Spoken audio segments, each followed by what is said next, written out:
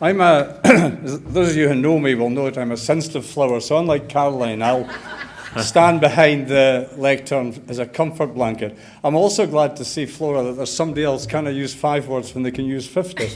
Anyway, without insulting anybody else, but there's time yet for me to do so, we'll carry on.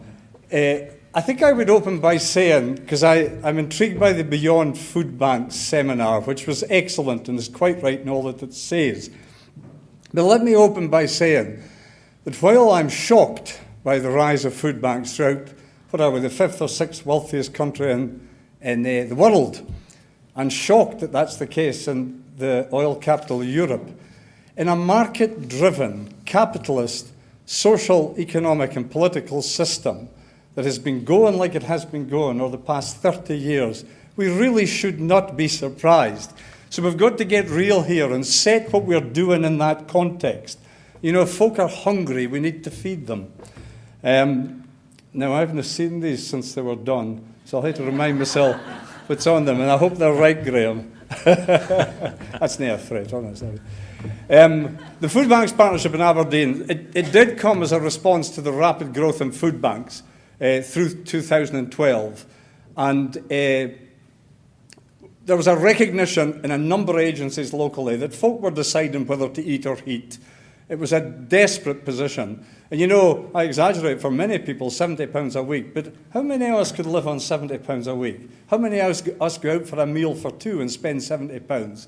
We really have got to set poverty in the context and understand what people are trying to get by on. So the concerns that a number of us had was roundabout. Food banks in themselves are really not helpful. They create dependency, they erode dignity, and they simply maintain the status quo. Nothing changes for the individual, and in fact, arguably, we bolster the system. So nothing changes and things go on. Various organisations were concerned in that way. I've identified a few there. And there was a meeting, I think, in November 2012 to explore a cooperative way forward. And we agreed to establish the Food Banks Partnership Aberdeen, in which Safine is the lead partner. There's not 25 partners, there's 34. Christine alerted me to the other day. We've got a memorandum of understanding in the partnership, which people are signing up to. So we're requiring certain, if you like, ethical, organisational and partnership commitments from the partners in the Food Banks Partnership. And there are actually 34 or 35 now signed up to the partnership. Just by the way, Safine is the lead partner, and we run Fair Share, which most of you here will be aware of. And I come to that later in terms of tonnage. But we supply food to over 90 organisations across Aberdeenshire and Aberdeen City. The food bank partners, yes, but also a range of other agencies that are getting food out to people on low incomes. So there's a major resource-intensive, this is a plug now, people, for funding, but there's a major resource-intensive exercise in managing the kind of tonnage of food that we're now working with, and we hope will increase. So why the Food Banks Partnership? One of the issues is, going to the bottom, no one organisation can do it all. I think, unfortunately, there are some organisations that believe that they can do it all. That's not the case. None of us can. And we need to work together to achieve coordination and communication, cooperation and collaboration. Free food is unhelpful. I keep saying that, but it's essential. If folk are hungry, they need food. But it's only useful if we align it to other support, which I think I'll come to. Oh no, it's the Food Bank Partnership's goal. I'm not going to read that out. We're just a wonderful organisation, and all that we do is great, and it should receive support from across public, private and voluntary sectors. Is that enough, aye? Okay, right. So, as well as providing food, the Food Banks Partnership is trying to build up and strengthen the other support that we can signpost and refer people to. And one of the experiences, and I think was it Flora or Caroline mentioned, one of the issues, no, it wasn't sorry, Mary-Ann, it was the first speaker. One of the issues is, just to refer people or signpost folk wasn't working in our experience. It's having the people who can provide that support at the food bank directly accessible there and then, Because if you're in a situation, as many of the people are here who are using the food bank, getting to that appointment can be difficult for a whole range of reasons. So we've now got money advice, budgeting, benefits assessment, debt advice present in our food bank and still at Instant Neighbour. But we're trying to base staff who can provide that kind of support in the different food banks that are very accessible immediately to people coming in and using it. We're building up employability support. So down below you'll see Bethany Christian Trust, Pathways are both providing staff support at the food bank in Seafine. So they're there to provide employability guidance and so on for people coming in. And health and well-being and mental health. I must say that's the area that we really need to crack.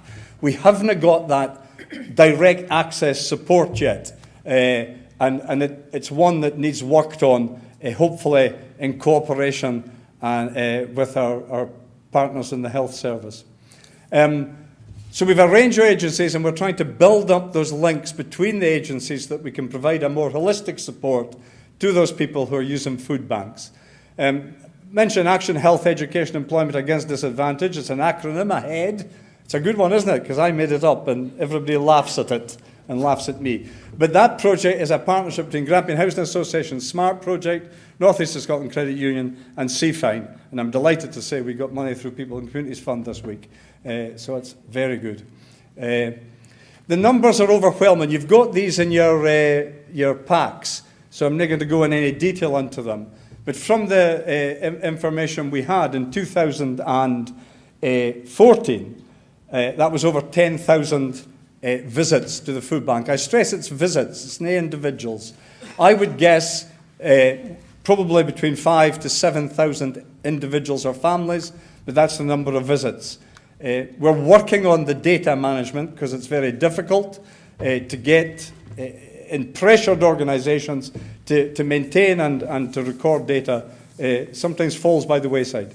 But anyway, in 2014, confidently 13,000 visits to the Food Bank Partnership food banks.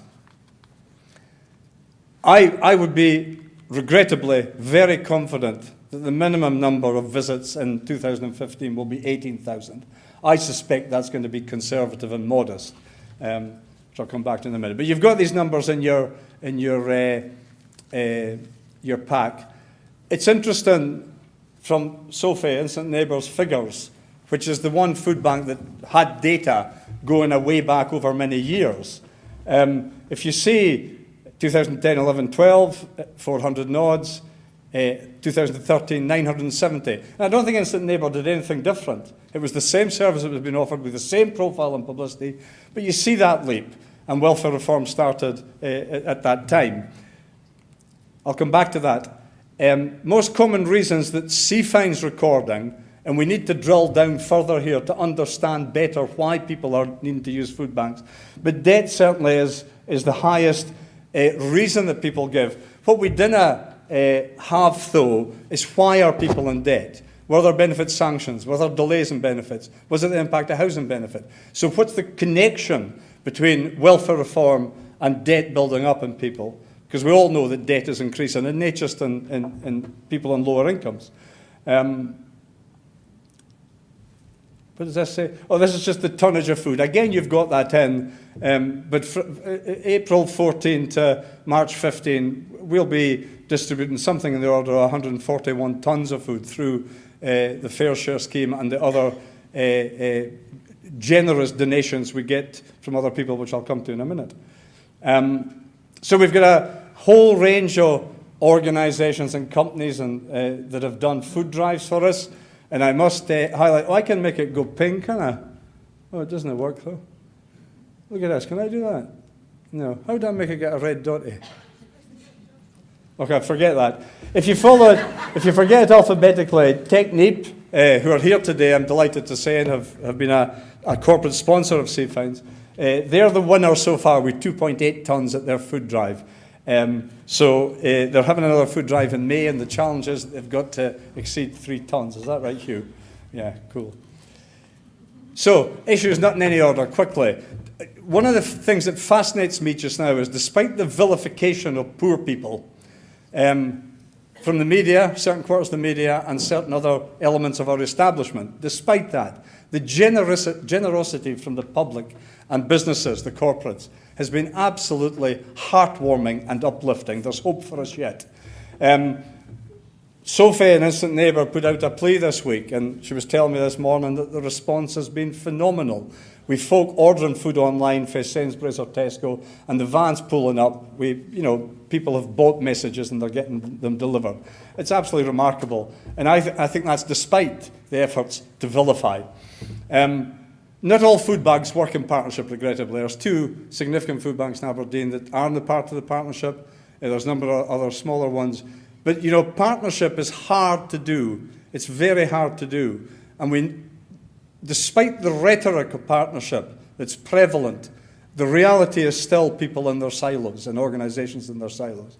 So we really need to get better at taking informed risks, coming out of those silos and working together. Providing food is not good enough. It might make you feel good. And one of my worries is that old Victorian do-gooding approach is around, and folk feel better as they give out food to the poor. That's not good enough and unacceptable. Although you can feel good, I feel bad about it, but you shouldn't have that kind of Victorian do-gooding feel. No one organisation can do it all. It's naive to argue. I met the one Tory MP in Scotland, I've forgotten his name, he's Secretary of State, and he was, the government is arguing that the increase in food banks relates to the increased number of food banks. Now, I think it's naive to say if you have more food banks, then you want to get more usage. There must be a correlation there, and I think it's silly to suggest otherwise. But it's equally naive to argue that welfare reform has no impact. Our experience collectively in the Food Banks Partnership is very clear that welfare reform has generated the need for people to come to food banks.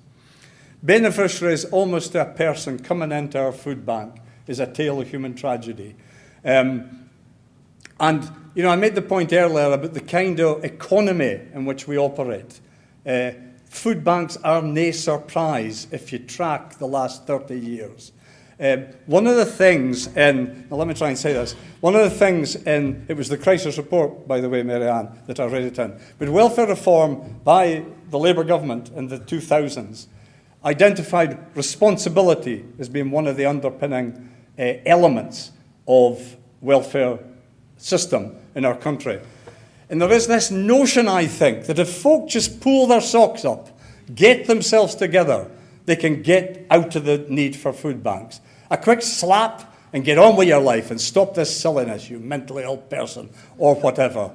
Absolute garbage, Our ability to take responsibility for our lives relates back to life experience, context, economic, social, environmental, community. A whole range of factors determine whether we can or cannot exercise responsibility. And I'll guarantee you, in this room, not one of us can put our hands on our hearts or on our heads or wherever we should put our hands. We cannot do that and say we are responsible all the time. We all, for a whole variety of reasons, behave a responsibility. Not myself, you appreciate, those of you who know me. Good, upstanding citizen. Quiet, Dave. So it is important. This notion of responsibility is a difficult one. And Ellen Kerr, who was one of the founders of Cranhill Credit Union in Easterhouse, who I visited in 1982. We had a minibus load for Ferrer Sandlands, and that's where St Macha Credit Union came from. But Ellen, when she died a couple of years ago, at her funeral had a wee card, and on it said, "Stand in the other person's shoes." One of the great things about Ellen Kerr, one of the most marvellous human beings I've ever met, was she recognised that we should all always, not immediately rush to judgment. We should stand in the other person's shoes and try to see the world through their experience and their eyes. And I think all of us should do that more than we do at the moment, because we're very quick to judge. The last thing is, and I think it's a depressing message, but I think we've got to take it on board. Beyond Food Banks has got to take it on board. The health people wanting folk to eat good diets have got to take it on board. We ain't seen nothing yet. It's going to get a lot worse, regardless of the outcome of May, in my view. Thank you very much.